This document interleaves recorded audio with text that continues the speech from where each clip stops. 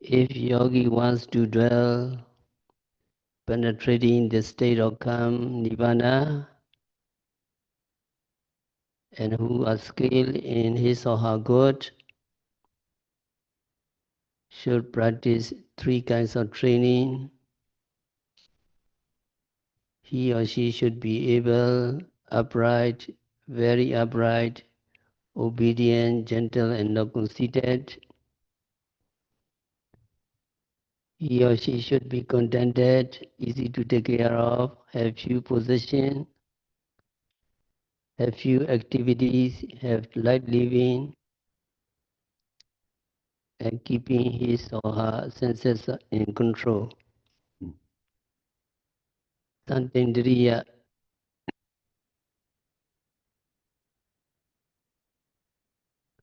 Santa Indriya control in his or her senses. A monk or yogi should be controlled in his or her senses.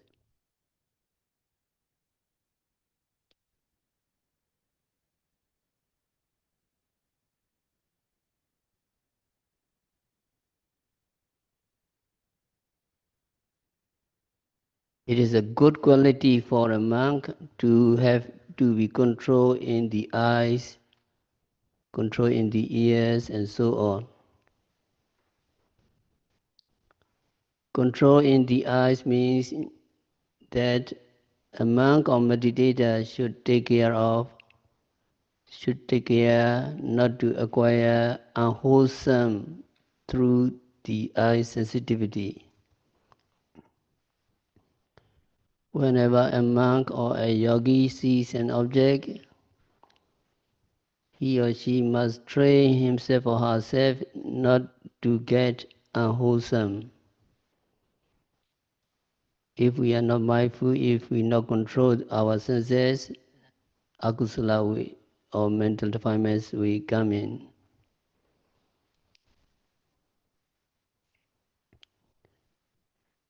Also, monk or yogi must not look here and there. That is why the monk or yogis do not look here and there much. They always keep their eyes down as much as possible. Also in speech or in any of the senses, a monk or yogi should be controlled. That is why monks or yogis, you cannot see playing or fooling around with other people. They always practicing, they always controlling their senses. But in our worldly life, when we talk, we have to look at the face of the other people, and also traditionally they shake their hands with people, but monks and yogis do not like this.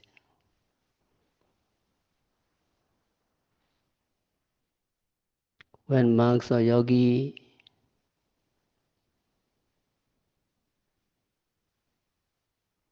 see, they keep their eyes down and they never shake hands with people. Monks never shake their hands with people, especially women.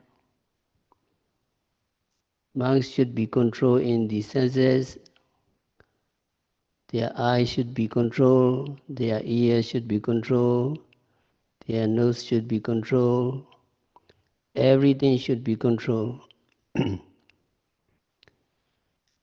the beginning it is difficult, but it is good for your future when you are dying.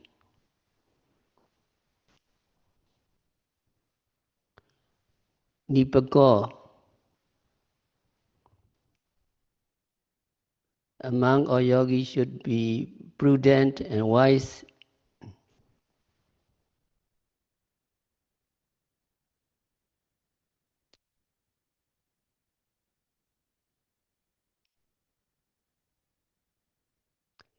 In respect of reflective knowledge, yogi must be mature and fully developed mentally. Young children are lacking in maturity. The more a person advances in age, the more he becomes mature. That is how one's knowledge becomes fully developed and strengthened. In Visuddhimagga, the path of purification, the knowledge of pariharika has been expressed nipako. This knowledge of pariharika is nothing but the reflective knowledge of sound imagination which is capable of carrying out any task to completion.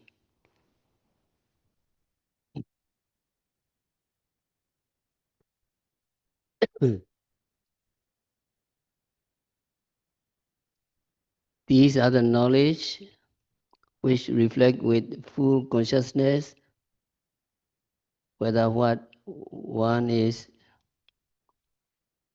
doing is advantageous or not.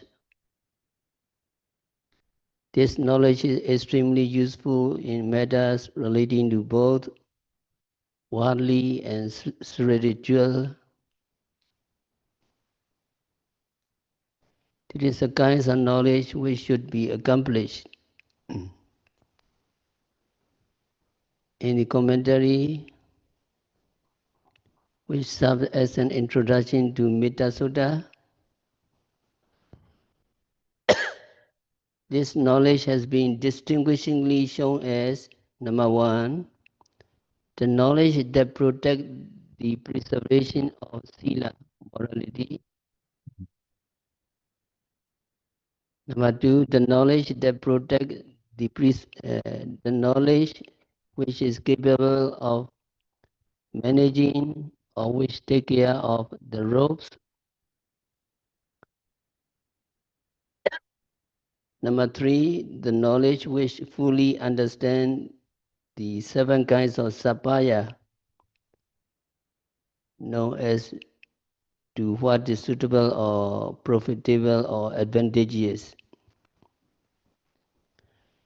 These are the reflective knowledge called pariharika. Among those knowledge,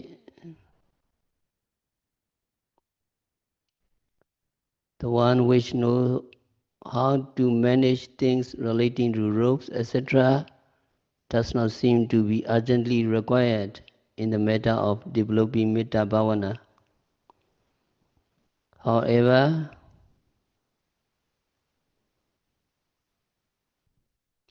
this particular knowledge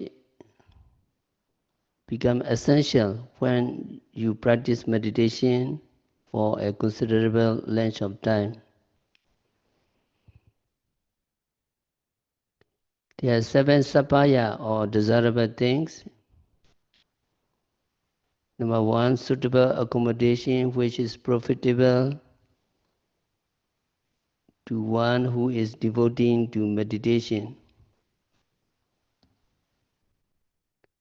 Number 2, suitable village where offering of food can be obtained.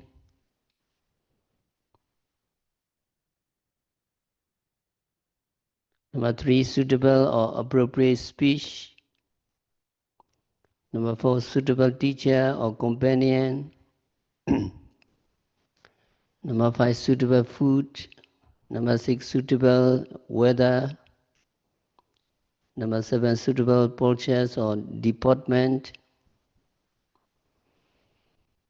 It is for the monk or meditator to be accomplished with the knowledge that can properly reflect and decide as to which place is suitable for me to reside, etc. A Sataka Sampasanya is in In this way, it is necessary to consider whether it will be proper to reside in a wooden kuti or monastery made of bamboo or cement, whether the place is peaceful, tranquil, and congenial. In connection with the village where food can be obtained, it is to be considered whether offering of food will be received, whether there can be distraction, because different kinds of sensation may arise. It is to consider as to what kinds of talk that be uttered or heard can be harmful to the practice of meditation. If there is nothing in particular, the best things would be abstain from talking anything not relevant to the Dhamma.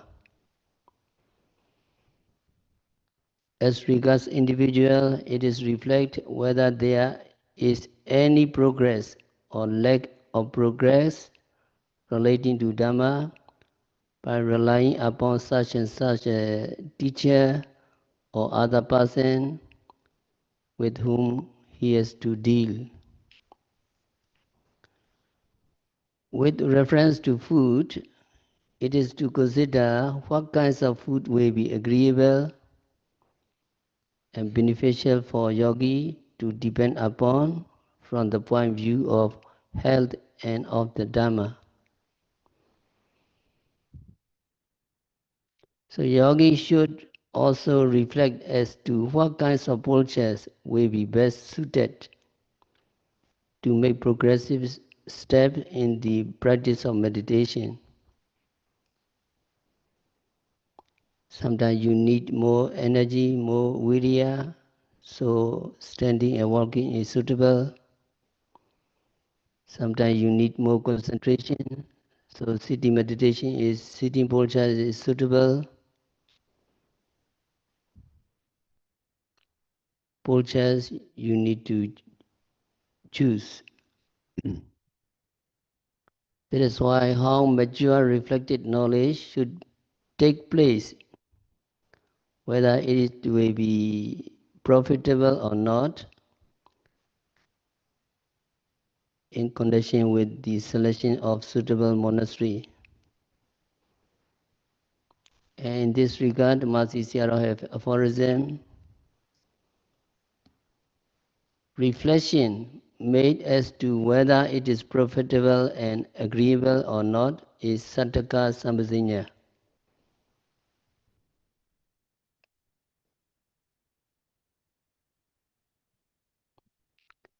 As Sapaya Sambhasinya,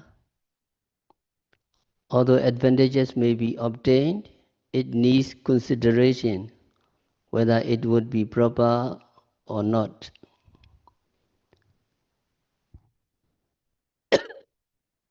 If it is a room in a monastery, it will not be proper for a junior monk to occupy the place if it is meant for the senior monk, and vice versa. In regard to speech, it would be improper to preach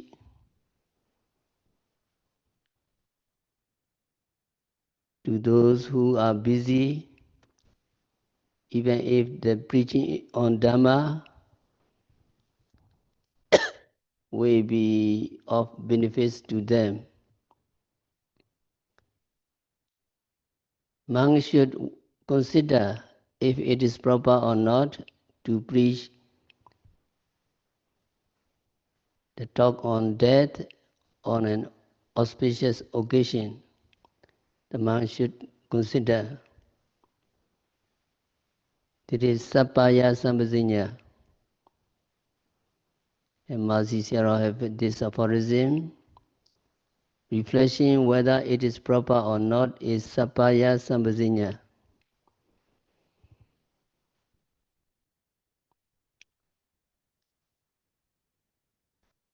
Santindriyocha Nipakocha Apagabo. Yogi should be free from impudence. To be free from impudence conveys the meaning of being impolite or rude. There are three kinds of incivility: rudeness of physical behavior, rudeness of verbal behavior, and rudeness of mental behavior.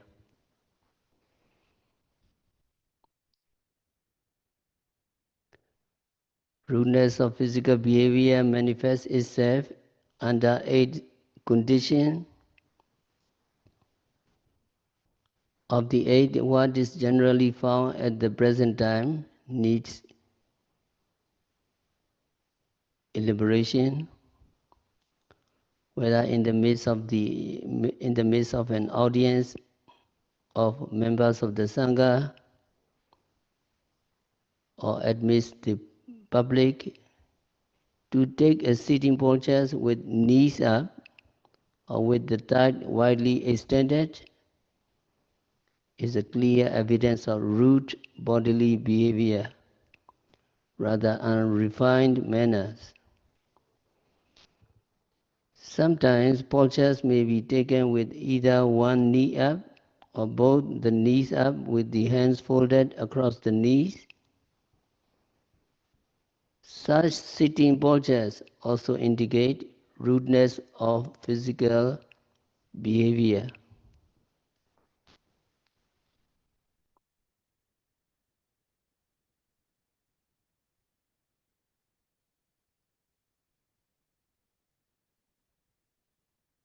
If sitting or standing by touching the body of senior monks, or sitting or standing in front of them, or an elevated place, or sitting by pulling over the long rope on the body from head to toe, or talking to others in a standing posture, or talking or chattering with gesticulation, that is, expresses motion of the limbs, a clear instance of rudeness of bodily behavior.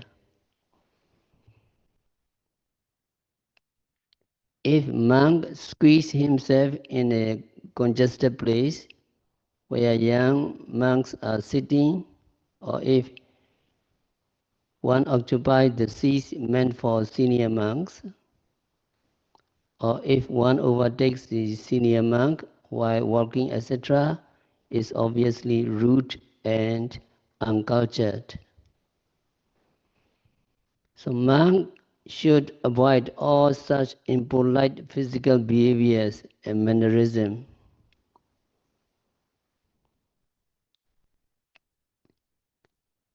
At the present days, you can see some elderly monk under the guise of noble personage even make a pretentious display of supernatural powers by caressing or making fondling touch on the head of the young lady with their hands as if they are blessing to them. Such indecent behavior are totally prohibited under the rules of Vinaya, Bhikkhu discipline. It has been strictly laid down under the rules of monk that the monks should not even give a fondling touch to their own daughters and mothers. A condition has been prescribed prohibiting bhikkhus, monks, from handling even a doll representing a female figure with pleasurable sensation. So, fondling touch made may be said to be a rude bodily demeanor.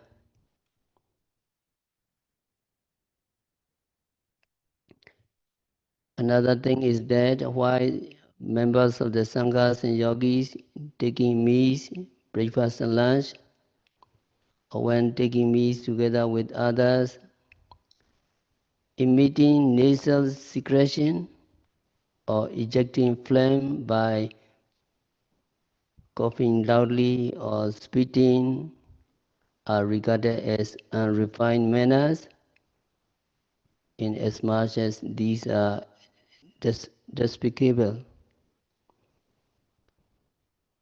Such disgusting behavior should also be avoided.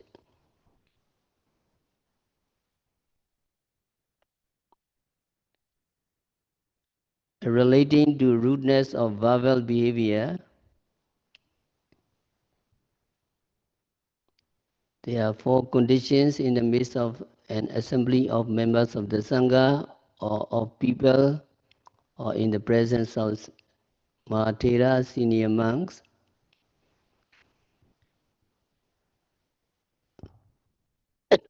If there is anything to talk, one should speak only after permission has been granted from senior monks. Any talk made without permission is rudeness of verbal behavior. If an explanation is given relating to a problematic issue without seeking permission, it would also amount to verbal misbehavior. It is discourteous or rudeness of verbal behavior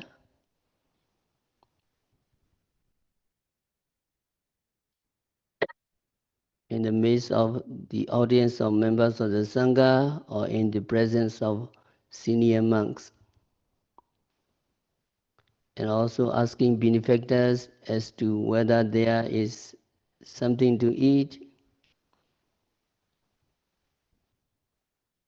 Are there any meals of food for me?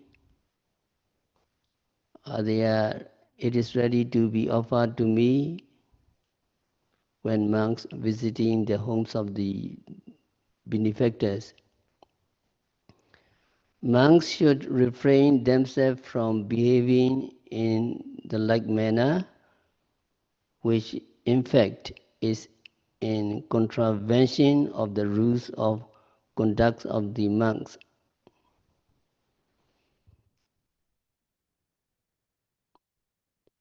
Another one is rudeness of mental behavior. It means to be disrespectful by thoughts to those who deserve respect. To think of a person superior in status as being his equal, or imagine a noble personage endowed with morality, concentration and wisdom as being his equal, or if a person who is lacking in knowledge or rather unlearned in scripture, imagine an intellectual person as his equal, or if a person imagine the other as being unintellectual.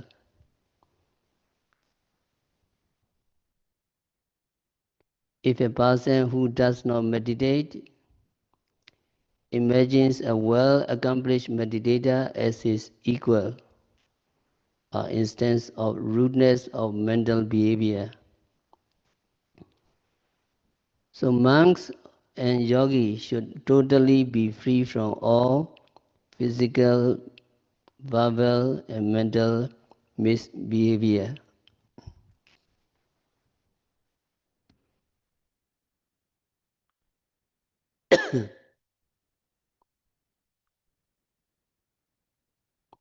And number 14, Kuleswa Nanugato.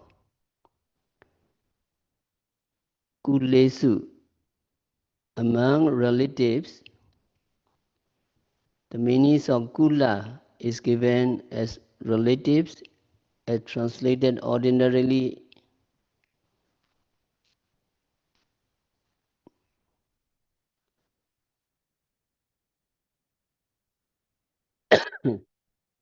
however, kula relatives in fact does not convey the sense of kinsman relative or a race. What it really means is a household or family. So in this regard, it seems as if the word kulesu is to be interpreted as members of a household family. Nevertheless, this interpretation itself does not really make sense if considered in relation to monks. As such, it would be more clear and convincing to translate the word kulesu as male and female benefactors in a household family. Kulesu as regards male and female benefactors belonging to a family, Nanugeda.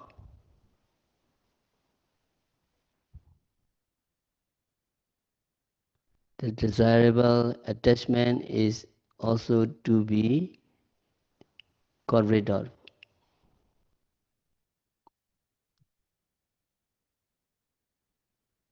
Actually, it means that there should be no attachment to male and female benefactors. When a monk is going rounds for alms to receive offering foods or other things from male and female benefactors, he should make an approach, assuming himself in the roles of a noble person, worthy of offering, called Dakineya. You know the qualities, the Sangha qualities. Supatipanno Bhagavato Savaka Sangho, Ujjupatipanno Bhagavato Savaka Sangho, Nyayapatipanno Bhagavato Savaka Sangho, Samajipatipanno Bhagavato Savaka Sangho, Yatitan Chattari Purisa Yugani Atta Purisa Bhogala, Esa Bhagavato Savaka Sangho, Ahuneya, Pahuneya, Dakineya. That means the disciple of the Blessed One practice true way, straight way, proper way, and the disciple of the Blessed One is worthy of gifts, worthy of hospitality, worthy of offering. Dakineya. The disciple of the Blessed One is worthy of offering.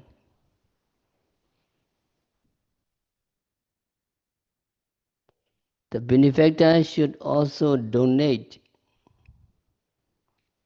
bearing in mind that the receiver is a noble personage worthy of offering in order to gain as well as to promote better advantages. Familiarity should be avoided by the monk regarding a benefactor as his own kith and kin or a close acquaintance. If close intimacy is created by the monk,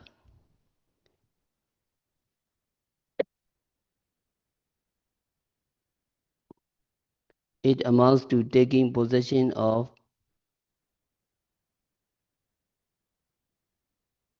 or rather accepting or seizing the offering with desirable attachment, like an eclipse of a planet that is called Gaha. It will be something like attachment to his own self. In this case, one is likely to become either rejoiced or sorry. This means if the benefactors become prosperous and wealthy, the monk will also feel happy. Similarly, if the benefactors meet with trouble or any kinds of disaster, the monk will also be sorry and dejected. This is not the way a noble monk should feel or behave. Of course, the benefactors or donor may feel glad if their teacher, the monk, share their feeling of joy and sorrow. However, this is not what the Buddha wished to happen.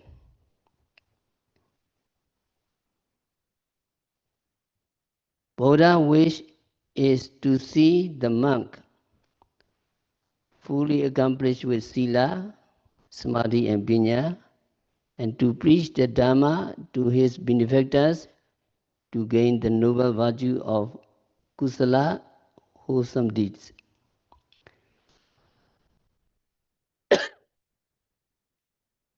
So it is for the benefactors to consider their teacher and guide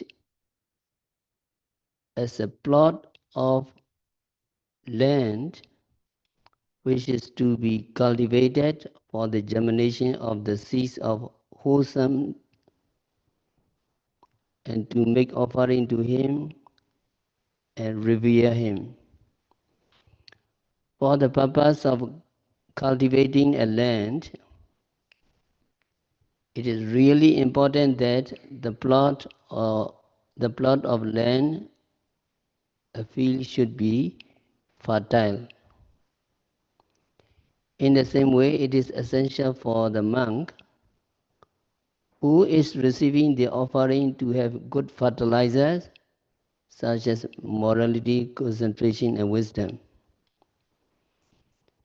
No financial benefits can be derived by him in the shape of a considerable sum of money by being sorry or dejected. A monk who is noble, dakineya, with purity of sila, does not have attachment to his benefactors.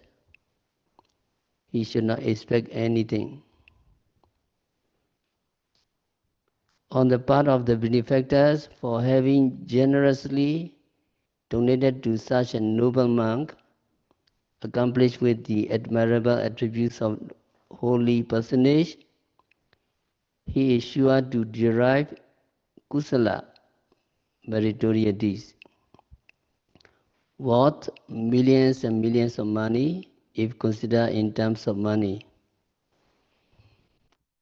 A person by the name of Indaka, by virtue of wholesome deeds, for having offered a spoonful of meal to Venerable Anuruddha, was reborn as a powerful Deva, celestial being in the heavenly abode of Tawadinsa.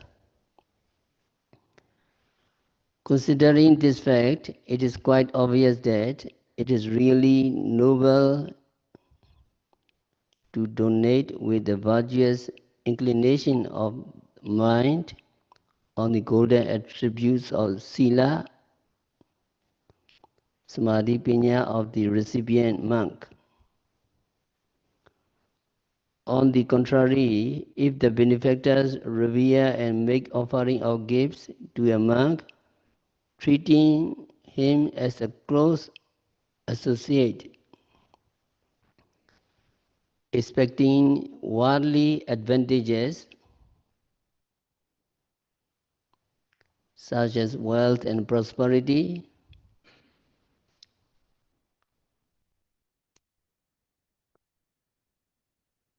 it would amount to grasping or seizing pleasure, gaha. It is something like taking hold or taking hold of influencing the bhikkhu as a personal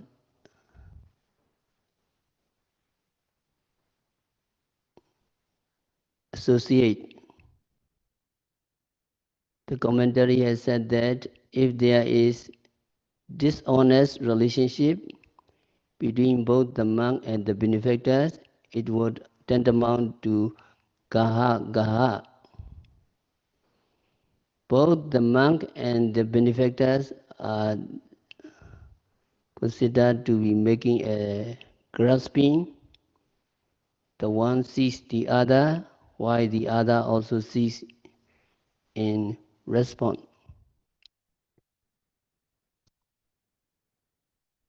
So monks have to depend on the devotees, and devotees have to depend on the monk. There are four kinds of relationship among the monk and devotees.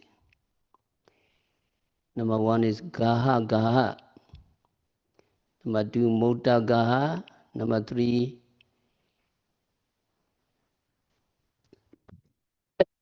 gaha mota. And number four, mota mota. Number one relationships is the monk is dishonest and the benefactors is also dishonest. Number two relationship is mota gaha. The monk is honest, but the benefactors is dishonest.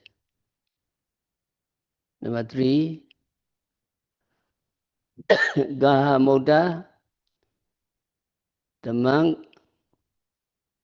is dishonest. The benefactors is honest. Number four, mota mota. Both the monk and benefactors are honest. So four kinds of relationship between the monk and the benefactors. Can you follow me? Four kinds of relationship between monks and the benefactors. Four kinds of relationship between monks and benefactors. Gaha gaha, mota gaha, gaha mota, mota mota. Again, gaha gaha, mota gaha, gaha mota, mota mota. So the first one is the monk is dishonest, but and also the benefactors dishonest. Both are dishonest. And number two is mota gaha. The monk is honest, but the benefactors dishonest. Number three, gaha mota. The monks dishonest, but the benefactors honest. Number four, mota mota. The monks and benefactors are honest.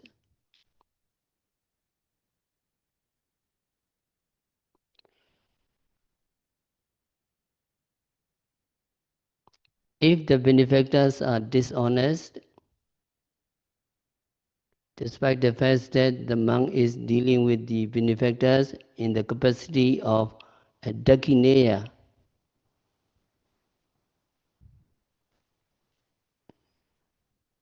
it would amount to mota gaha.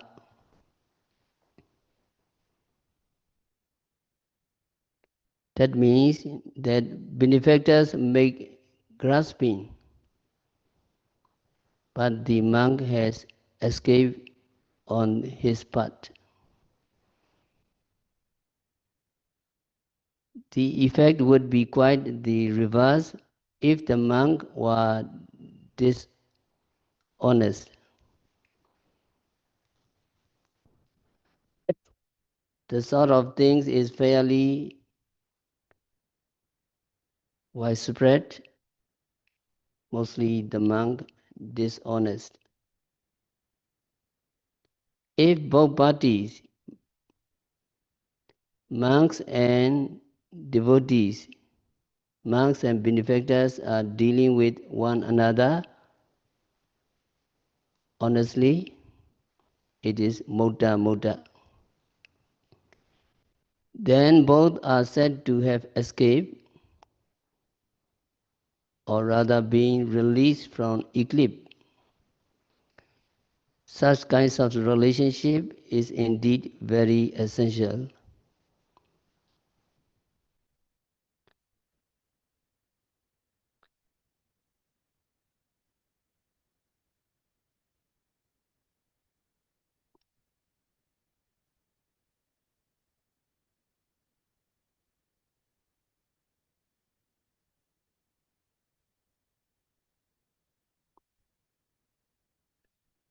There's Kuleswananugata. It is a very desirable and praiseworthy quality in monks or meditators. And Buddha said that a monk should be like the moon, which is new every day. You see the moon today is in one shape, and the next day you see the moon is in another shape. So every day the moon is new. In the same way, a monk or meditator must be new every time he or she approach families. Monks must not be greedily attached to families or devotees.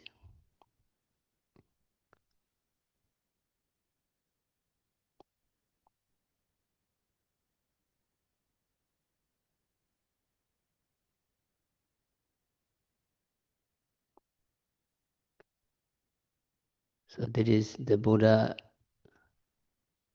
said to the monk, including meditators who are practicing intensive retreat. Can you follow me? A monk should be like the moon, which is new every day. The moon today is in one shape. The next day, the moon is in another shape. The moon today is in one shape. The moon next day is in another shape. Every day, the moon is new. In the same way, a monk meditators must be new every time. He must not be greedily attached to the families. So monks or meditators should not be greedily attached to the families. It may not be agreeable to the worldly sides, but what is said that a monk or meditator must not share the sorrow and happiness of lay people. Sa Soko Sa Nandi. This phrase means feeling sorry together and feeling happy together.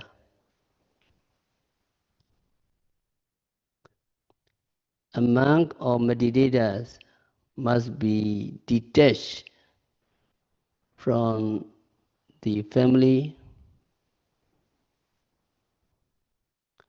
A monk is a person who has left behind all the household sorrows and happiness. He is leading a homeless life, so he should not be affected by the ups and downs of lay people. He should keep himself detached and should not be greedily attached to the family's devotees.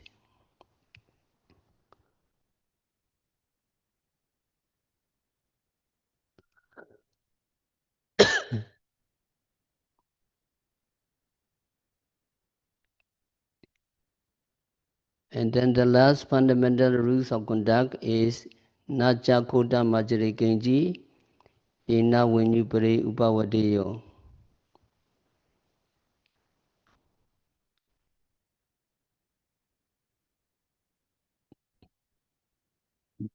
A monk or meditator should not commit any slight wrong, by doing which he might be censured by the wise man. So this is the last fundamental rules of conduct. So we will continue next time. We have to stop our discourse for today.